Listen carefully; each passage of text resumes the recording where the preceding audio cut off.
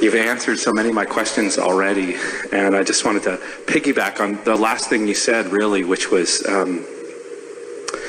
about going to sleep and how much rest we get in that period. And one of the... You really don't need sleep. What you need, what you're wanting, what your body benefits from is releasing of resistance. So that's the greatest benefit that sleep gives you, is that you stop worrying about the things that have been bothering you, and you allow your energy alignment to take place. I have a lot of practices that I do to try to stay in the vortex, as you call it. And I noticed that for me, one of the most challenging parts of the day is I wake up in a feels like a very small place. And so I start doing my practices to get myself into the vortex. So here, this is an interesting thing to notice, that if you go to sleep in the vortex, you're going to wake up in the vortex. Yes. If you go to sleep out of the vortex, you're going to wake up out of the vortex, because your vibration is right where you last left it, you see. So a very nice thing to do is to soothe yourself, bask yourself to sleep. Lie in your bed and just appreciate it. Just appreciate the fabric, appreciate the pillow, appreciate the well-being, appreciate, but what you want to do is appreciate anything that doesn't take you into that. In other words, if you've got a concern about your body, appreciating your body is at that moment might not be the best plan. If you're wanting a relationship and it isn't working out, then envisioning a relationship isn't the best plan. You want to do what's easy alignment. So Esther focuses on her pillow. She bought a new pillow and she just couldn't stop talking about it. She talked about her pillow as if there were 100 reasons to love her pillow. Jerry would say, "Good night, honey, I love you," and she would say, "I love my pillow." She just really got herself focused upon this, the way the pillow felt, the way it held her head, the way it smelled, the way she felt when she awakened in the morning. In other words, just focusing upon the positive aspects of a pillow put her in the vortex. We're not kidding you. And if you go to sleep in the vortex, you will wake up in the vortex. Certainly, in the scope of human events, there are many more things to think about that are more important than your pillow. No, not really. Anything that puts you into the vortex is important, you see. And so here's the pattern that we would encourage. So bask yourself to sleep. And when you awaken, lie there for just a moment and see if you can reclaim that feeling of basking. And then you can go right into a list of positive aspects. In other words, before your feet even hit the floor, you can tune yourself to inside the vortex. And then everything in your day will be better. Everything in your day will be better. I love my feather pillow, too. It holds my neck just right. And I have a practice of really grounding myself before I go to bed, but somehow it's not showing up the way you're saying. I still wake up often, and it feels like I'm in this other land, and it's like a one-way mirror. You can only see down, you can't see up. It's a progressive thing. You see, these are the things that you want to be aware of. And so let's just ask you some questions here. Do you accept that you are...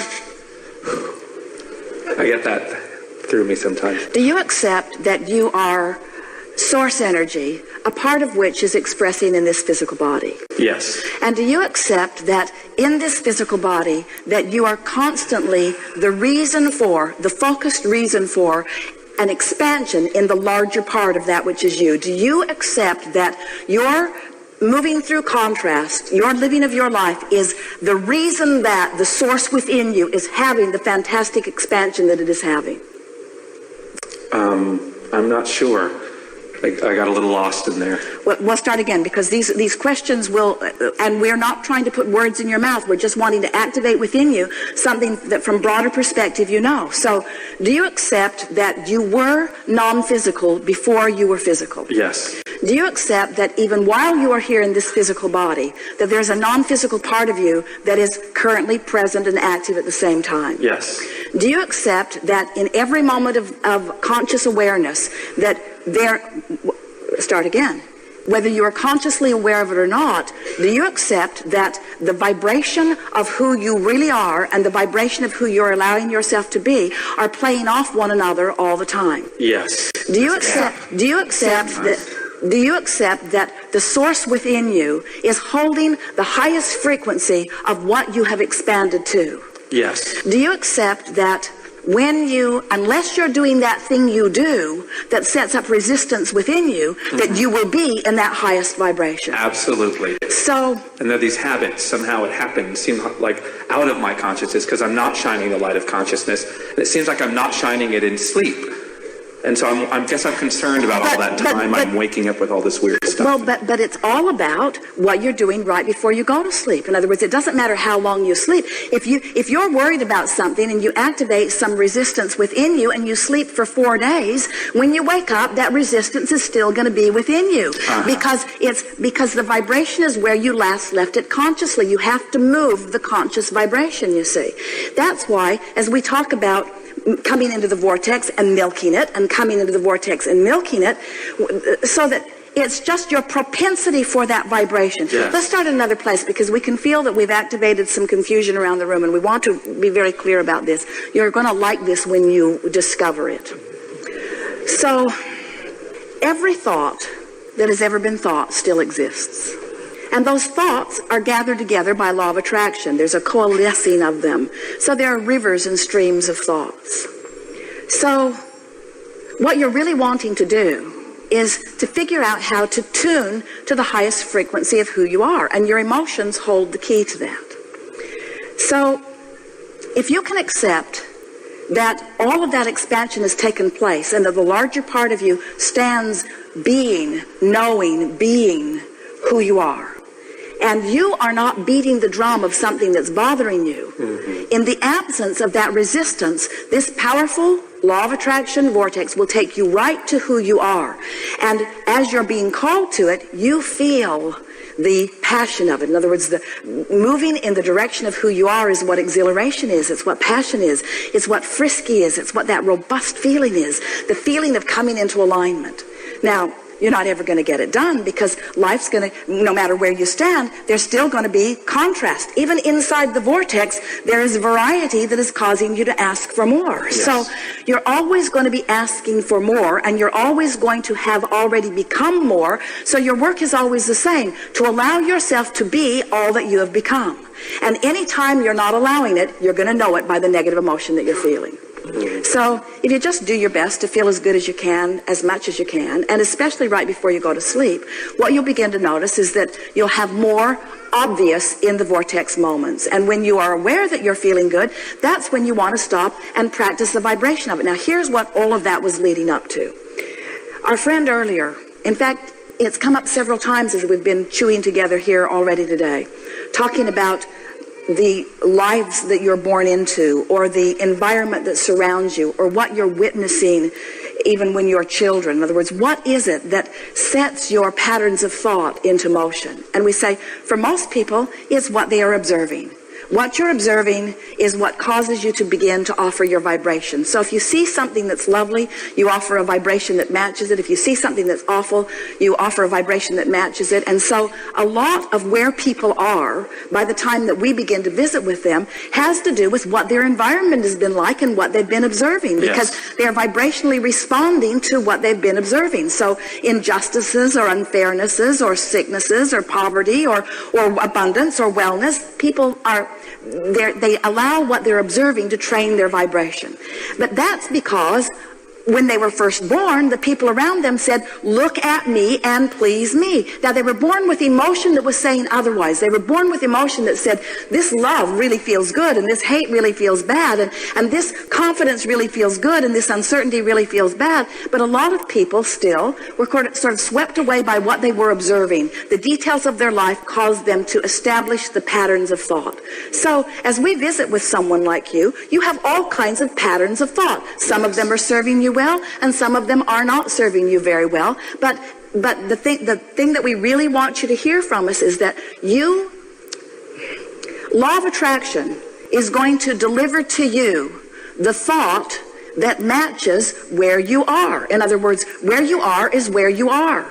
Where you are is where you are. If you're having an unpleasant conversation with someone, it's likely that you're going to have another one and another one and another one. It's likely that you're going to stew on it. It's likely that you're going to turn on television and see something similar to it. It's likely that you're going to check your email and there's going to be something else there, because law of attraction is going to keep mimicking and reflecting back to you how you feel. So how does someone move themselves into a better feeling vibration? How do you make the adjustment? How do you find something? How do you move? Because law of attraction is not helping you out. Law of attraction says, oh, you don't like that, then you won't like this either. And oh, you don't like that, then you won't like this either. And oh, you don't like that, then you won't like this either. And so how do you break that? How do you break that cycle? Shift focus. But how do you shift your focus when law of attraction is dishing out the ideas? When law of attraction is dishing out the next. In other words, you can be focused on something in the moment that is unpleasant. Before you know it, you're remembering that bad thing that happened and that bad thing that happened, and now you're standing in line in the post office, which was bad enough, and then somebody else is talking to you about the thing that happened to them, and it's just a spiral that keeps going. So now we're building up to something because we want you to follow this track. So trying to change the thought is not going about it the easy way, because the thought that you're most likely to think is going to pretty much match the thought you've been thinking. It's like a war. In the same way, it's not like a war. It's like law of attraction saying here's more, here's more, here's more, here's more. It's a war in the sense that it's not who you really are, and you don't want to feel bad. So yeah, that's meant if I try to talk against that thing, I stopped that years ago because it feels like that's what we were demonstrating with those cards. All it does is cause you to dig in more. So